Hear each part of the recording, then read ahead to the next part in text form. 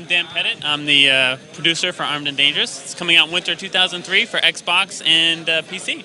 So you play Roman here, who's the criminal mastermind of the Robin Hood-esque type of group.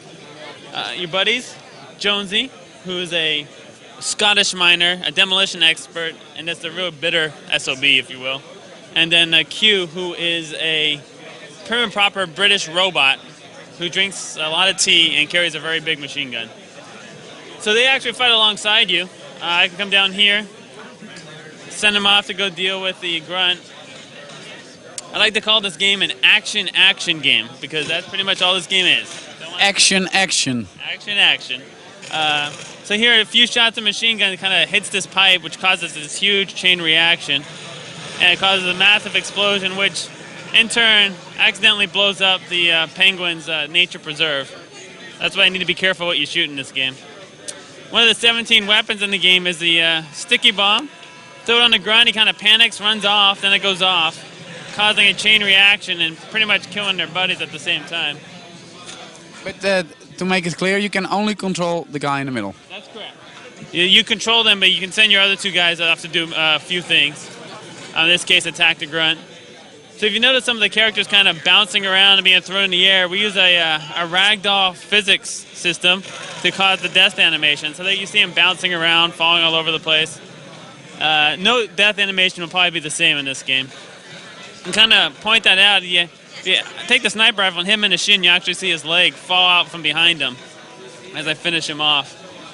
Can you tell us a little bit about the mission structure? And how does it work? I mean, you go somewhere, shoot everybody, and go back, or? Yeah, it's pretty much it's told up towards the story. So you kind of complete some objectives to kind of move across to get. You're trying to track down the Book of Rule, which has some enormous power to help overturn the king's tyranny. So you get different objectives. Here we're just looking for our buddy Rexus, who's been captured. But there'll be stealth missions and place bombs on like X number of buildings or rescue the peasants, objectives like that. And we got the Vindaloo rocket launcher, which actually launches 4 projectiles at once. And if you notice the target, I can target multiple targets at a time, so I'll launch and I'll actually take out 3 or 4 grunts at a time. What about the universe? Are you travel from planet to planet, universe, or? It's on a fantasy type of Earth. It's 5 totally unique environments. This is the snow environment. You'll have deep forests, lush valleys, stormy mountain cliffs, 5 totally unique looking art styles. Here we got, I stopped mentioning earlier about the outlandish and over-the-top weapons. In a scenario, we got 5, 6, 7, 8 guys to deal with. Pull out your topsy-turvy, stick it in and turn over the entire world, and watch them all fall. And then once they've kind of fallen a fair distance, they'll fall back to Earth, and that will be pretty much the end of them. Okay, hold on for 1 second. Yeah. Boris, that was funny. That was really funny, yeah. Here in this scenario, you have to stop the troops from basically getting into the village that's behind the wall. It's a simple concept: prevent 100 grunts. Big number, in theory, 100 grunts from getting over the wall. Here they come out of the building. You have a pretty powerful machine gun, a mortar to stop these guys. You watch them, they'll climb the wall pretty slowly. I mean, it's not hard to stop one at a time. The king definitely wants this village. So he decides to send basically his entire army to rush the village. So you need to kind of hold off. In this case, on this mission, it'll be well over 1,000 troops from getting over the wall. You need to prevent less than 100. I can easily have 40 guys just in this little area alone at some points trying to get over the wall.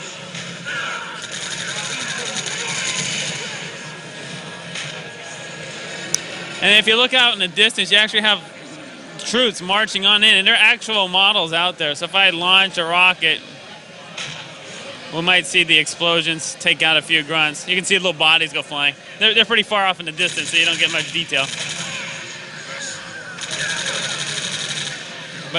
But in the end, I need to take out every single one of those grunts. And this right here is what's called the Goliath. big robotic creature. He's not going to bother me much, but his main intent is to march his way down here and open up the door. Now, if the door gets open, it's bad news for me because these grunts are just going to go running right through the passageway. So I should destroy him. I'll let him go. He's a tough little beast, but I'll let him go just to kind of show you what happens. Besides, I got enough to deal with over here. So here he is, he's opening up, and immediately all the grunts know to run to the door, and my counter just immediately starts flying up. Gotta watch out for the grunts trying to pull you out, too. So take care of him. The door will fall down. You can actually bump him off of your car, so if I'm right here and give him a little bump, knock him off. So as though there wasn't enough enemies, that Zeppelin actually came down and dropped off some more troops earlier, so King just wanted to play it safe. And so that's base defend. In the end, well over 1,000 troops I would have had to deal with in this mission. Ja, dat was leuk. Dat is heel tof. Zoals elk jaar heeft EA weer een hele 2004 line-up voor al hun bekende sportspellen. En het belangrijkste nieuws is dat ze exclusief bij Sony online zullen gaan. Op dit moment is deze dikke gast aan het spelen met Sugar Ray Leonard, fameuze bokser uit het verleden. En volgens mij zijn ze golf aan het spelen, Tiger Woods golf. Hi, I'm Michael Terode. I work on Stalker at THQ. I'm the international brand manager for the product. Stalker is a PC game. We're releasing Stalker next year in June 2004. It's a first-person shooter game, but it's a first-person shooter game with a massive, massive difference. Okay, first of all, the terrain. We've got 30 kilometers of terrain mapped out, of which as your character, you've got free access to roam around, collecting items, killing mutants, killing other NPC characters. The terrain is based around the Chernobyl nuclear power plant. So the developers actually got permission, well, a little bit of permission, a little bit of non-permission, to go to Chernobyl, because the developers are based in Kiev. So they went to Chernobyl, they mapped out, they took images, photographs, they mapped out this 30 kilometers of real terrain around Chernobyl. They also managed to map out the inside of the nuclear reactor that blew. It was so realistic that the KGB, or the equivalent of the KGB in the Ukraine, actually raided, it's maybe not the right word, but went to their officers, checked out and asked a lot of detailed questions of how they actually know this information. So you're going to get a lot of things that you're going to see here, which is absolutely awesome in this game. So it's a first-person shooter with a difference. The difference is the AI to this game, okay? The 30 kilometers that you roam around in as a game character, the AI of the characters within this 30 kilometers is a simulation. So if you walk into a building, for example, in a normal first-person shooter, you might, you'll come across a character. Now that character will always be programmed in there, and the AI will make the character react to you, so he'll try and shoot you, circumvent you, whatever he'll try and do. In this game, you'll walk into a building, if there's a character, another character, or maybe some rats or some enemies in the building, they're only there because of the simulation that's happened previously in the game, which you weren't necessarily involved in. So two NPCs could have had a fight, one could have been shot, he's bleeding, he goes to this room to rest, he's resting, the rats smell the blood, they come in, they attack him. At that exact moment, if you walk into the room, you will see rats and you will have a fight with rats. But if you don't walk into that room at that moment, the rats may finish up, they'll go, you walk into that room 5 minutes later, there'll be nothing in there.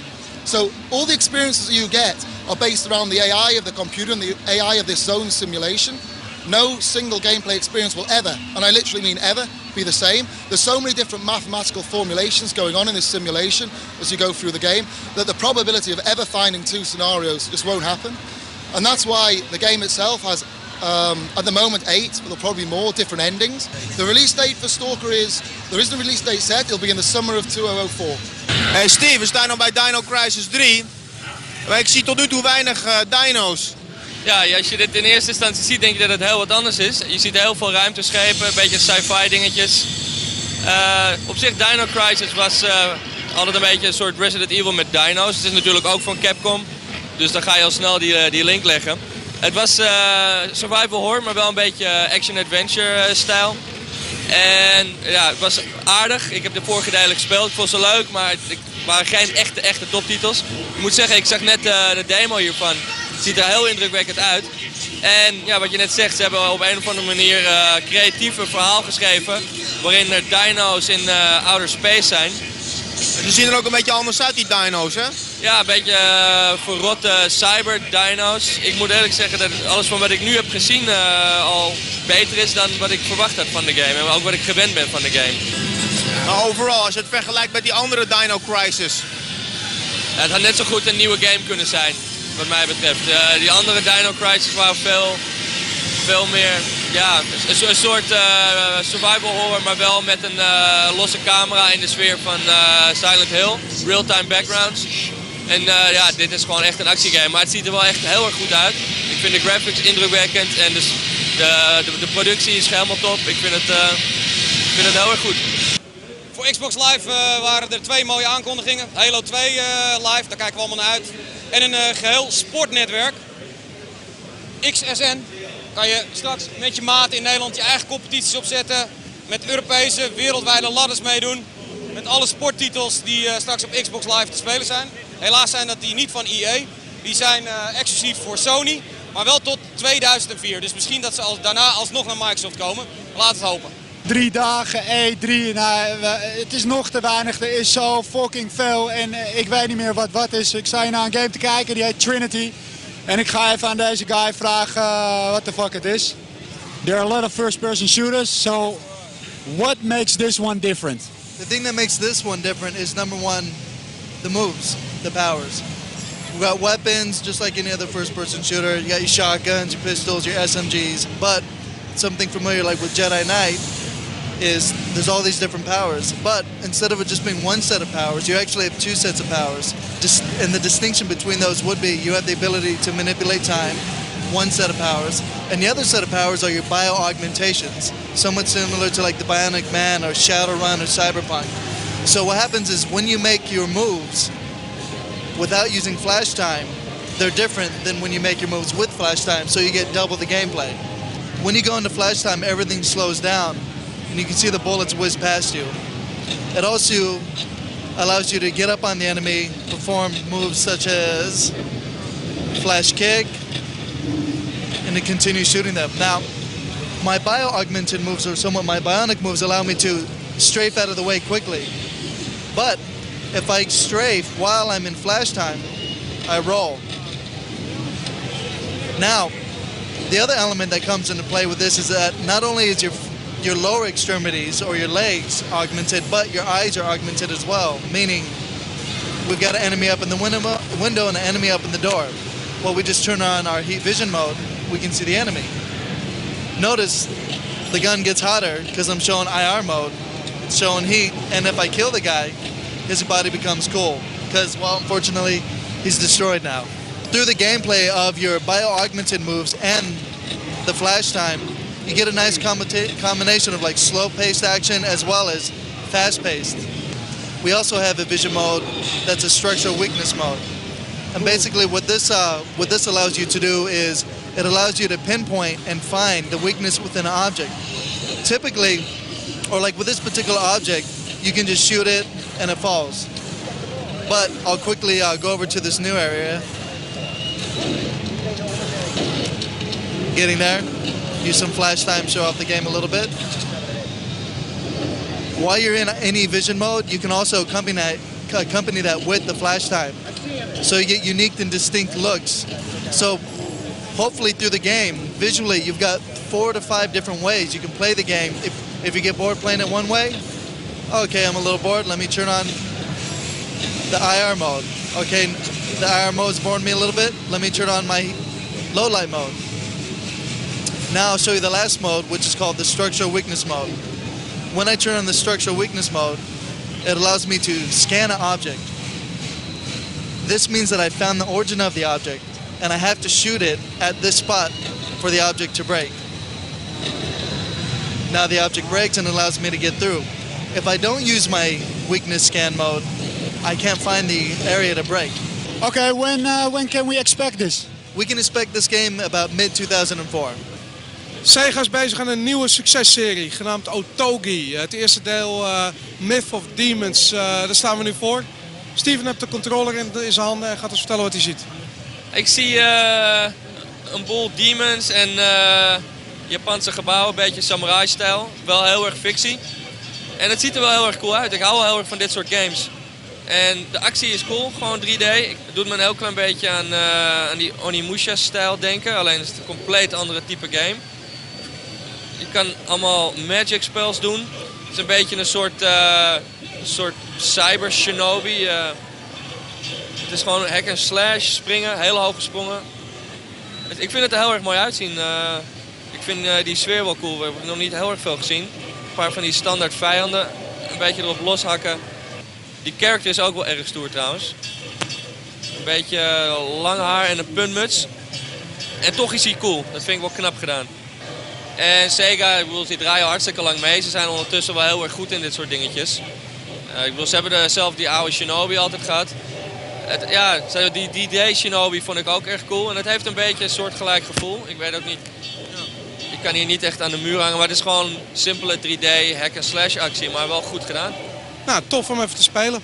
Als ik de line-up hier zo zie, dan begrijp ik niet waarom THQ zo enorm groot is. Want het is allemaal een beetje de categorie oké. MotoGP 2 op de Xbox ziet er echt heel goed uit. Dat wordt echt absoluut een toppertje, zeker op Xbox Live. Splashdown, de nieuwe Splashdown, ziet er ook best wel veelbelovend uit. Maar verder is games als Alter Echo, de nieuwe Warhammer shooter Fire Warrior, de nieuwe Broken Sword. Die kan trouwens wel aardig zijn. Het is allemaal, het kan misschien meevallen, maar ik weet het niet. Ik word er niet warm van. Filmen. Net zolang tot dat worden weggezet. Dit is Full Throttle, dit is de game waar we voor komen. Ja, dit is echt heel dope, want ik bedoel, vroeger was Full Throttle een van mijn favoriete classics point-and-click adventures. En na 10 jaar na dato komen ze gewoon met een nieuwe game. Ik bedoel, LucasArts gaat terug naar zijn roots. En deze game was gewoon zo dope. Ik bedoel, wie had er ooit een adventure gespeeld over een Hellcats, ik bedoel, gewoon Hells Angels op een bike, die eigenlijk toch wel goed zijn. Het was gewoon heel, jammer was, hij was heel kort. En dat schijnen ze nu te hebben aangepakt. Ik bedoel, deze game komt volgens mij echt 10 jaar na het origineel. Het is gewoon dope dat LucasArts weer een beetje terug naar zijn roots gaat. Vind je het niet vreemd dat hij hier op de PlayStation getoond wordt? Nou, niet op zich niet, omdat ze dat ook al met de laatste Monkey Island game hebben gedaan. Die was ook op de PlayStation en op de PC. En ze hebben een nieuw soort control scheme gedaan dat ook op consoles heel goed werkt. Nou, Jan komt zojuist aangerend, schreeuwend en al, met een Half-Life t-shirt. Dus we hebben al een beetje een vermoeden van wat hij zojuist heeft gezien. Half-Life 2? Ja, ik heb 2 uur in de rij moeten staan, maar het was het waard. Het is echt ongelooflijk. Alles interactief, alles kan kapot. Echt niks scripted events meer. Nou, het is gewoon alsof ik naar Boris en naar jou sta te kijken. Het is echt bizar. Het is echt bizar. Het is voor mij echt Doom 3 in het kwadraat. Dat wou ik net zeggen, Half-Life 2, Doom 3 killer? Of, Absoluut. Doom 3 is donker, tight corners, allemaal indoor. Dit is gewoon outdoor. Ik bedoel, ik ben echt serieus, ik ben echt helemaal stil van. Ik word gek. Ze hebben facial animation, 47 spiertjes om die ogen. Die gasten kunnen echt allemaal... Nou, dat kan Dre beter, maar die is er nu niet. Doe nog eens. Maar echt, dus in-game, alles is in-game. Je hebt het idee dat je naar een film zit te kijken. Het is zo mooi gedaan. En de gameplay ook. Alles kan kapot, auto, wrakken, alles heeft met elkaar contact met elkaar. Als je een band kapot schiet, vliegt die door het beeld, zwaartekracht, alles. Dus wij moeten eigenlijk nu heel snel weggaan en 2 uur in de rij gaan staan. Het stond niet echt 2 uur in de rij, want ik had toch wel een afspraak. Maar het heeft me wel 2 uur gekost met hasselen en dealen. Helaas mogen we vanuit binnen niet filmen. Dat is heel jammer. Dus jullie moeten het met dit verhaaltje doen. Half-Life 2, vetter kan het niet schijnt.